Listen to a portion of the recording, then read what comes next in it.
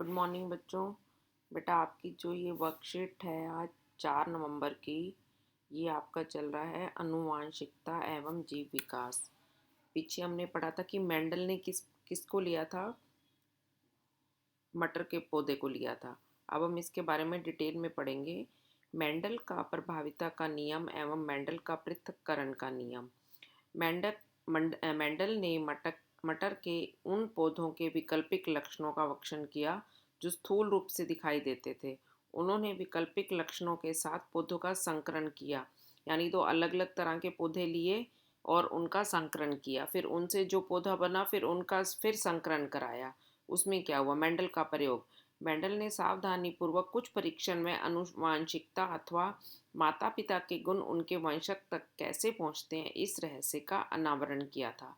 Mendel ने यह अवलोकन किया कि उसके बगीचे में लगे मटर के पौधों के गुण उनके माता पिता के गुण का मिश्रण नहीं है। उदाहरण के लिए एक लंबे पौधे और एक छोटे पौधे की अगली पीढ़ी के पौधे या तो लंबे या छोटे या उनमें से कोई भी मध्यम कद का नहीं था। इन परिणामों को आगे और गहन करने के लिए प्रेरित किया। उसने मटर के पौधों के साथ परीक्षण करने का निश्चय किया ताकि वह जान पाए कि वह गुण किस प्रकार अगली पीढ़ी तक पहुंचते हैं। मेंडल ने कितने पौधों पर किया? 30,000 मटर के पौधों पर परीक्षण किया। मेंडल ने क्या किया? मेंडल ने दो पौधे लिए, एक फूलों का रंग बैंगनी और दूसरा रंग सफ़ेद था, और उनका दोनों का पर परागण कराया। परागण मैंने आपको उस दिन बताया था।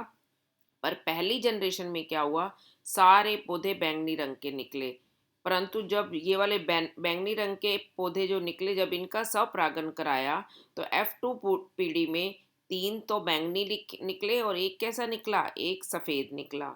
यानी उनका अनुपात क्या हो गया, 3:1 हो गया। ठीक है।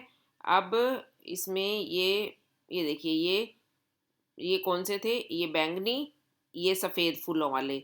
जब इन दोनों का संकरण कराया तो ये कौन से मिले, सारे बैंगनी मिले। फिर जब इसका दोबारा से उसने संकरण कराया, इस अकेले का मतलब दूसरे के साथ, तो 3 तो मिले बैंगनी और एक कैसा मिला, सफ़ेद मिला। तो ये मेंडल का पहला नियम था। अब मेंडल की प्रभाविता का क्या नियम है? मेंडल द्वारा प्रभाविता का नियम यह कहता है कि जब विषम युग्मनजी मतलब हर जो करेक्टर है, हर गुण के लिए दो क्रोमोसोम्स होते हैं, उसमें एक दूसरा और एक दूसरा, एक प्रभावी होता है और दूसरा अप्रभावी होता है। परस्पर विरोधी लक्षण वाले पौधों के बीच संकरण कराया जाता है तो उनकी संतति में विरोधी लक्षणों में एक प्रभावी लक्षण प्रदर्शित करता है और दूसरा अप्रभावी लक्षण प्रदर्शित नहीं होता है। और अप्रभावी क्या होता है, छिपा रहता है। अप्रभावी का रंग कब आता है, जब दोनों अप्रभावी आ जाते हैं। तो प्रभावी लक्षण क्या होते हैं, लक्षण जो अगली पीढ़ी में अपने आप को प्रदर्शित करते हैं, जैसे गोल बीज, बैंगनी रंग के फूल। अप्रभावी लक्षण जो अगले वह लक्षण जो अपने आप को अगली पीढ़ी में प्रदर्शित नहीं करते। मेंडल का पृथक्करण का नियम क्या कहता है? मेंडल का पृथक्करण का नियम कहता है कि एक जीव जब अपने गुणों को स्थानांतरित करता है तो उसके वंशज अपने माता व पिता दोनों से एक लक्षण प्राप्त करते हैं। मेंडल ने यह नियम किसमें देखा?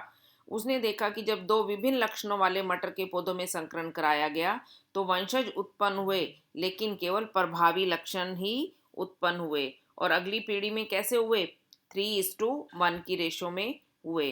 तो ये आपकी आज की वर्कशीट है। इसके आंसर देखिए। इसमें जो है प्रभावी एवं अप्रभावी लक्षण क्या होते हैं, ये आपको ऊपर दिया हुआ है। पृथक्करण के नियम को देखते हुए एक संकर क्रॉस का चित्र बनाइए। तो इसमें से आप एक चित्र ये वाला बना लेंगे पृथक्करण के नियम को देखते हुए। विषम युग्म नजी को प्रभावित कीजिए। ये है विषम, जब समस्त रूप में दो गुणसूत्र अलग अलग हैं, एक प्रभावी तथा अन्य अप्रभावी, तो इसको हम कहते हैं। इसके बाद एक लक्षण वंशानुगत हो सकता है परंतु व्यक्त नहीं, इस कथन की पुष्टि कीजिए। क्योंकि देखिए, ये जो पहली जनरेशन थी इसके अंदर क्या हुआ, सारे ये वाले रंग आ गए। ये रंग आ तो गया पर ये अपने आप को दिखा नहीं पाया, प्रभाव नहीं दिखा पाया। तो आपको ये वाला इसे सारा लिखना है, ये वाला है जो इसमें से आप लिख सकते हो ये सारा। ठीक है। तो आप आज की ये वर्कशीट करिए, देखिए। और आपको एक कोरोना में भी, कोविड के संदर्भ में भी ध्यान रखना है कि 2 गज अथवा 6 फीट की दूरी शारीरिक दूरी का पालन करें, किस लिए? कोरोना से बचने के लिए। ठीक है, तो सभी बच्चे आज की वर्कशीट करेंगे और इसको करके भेजेंगे।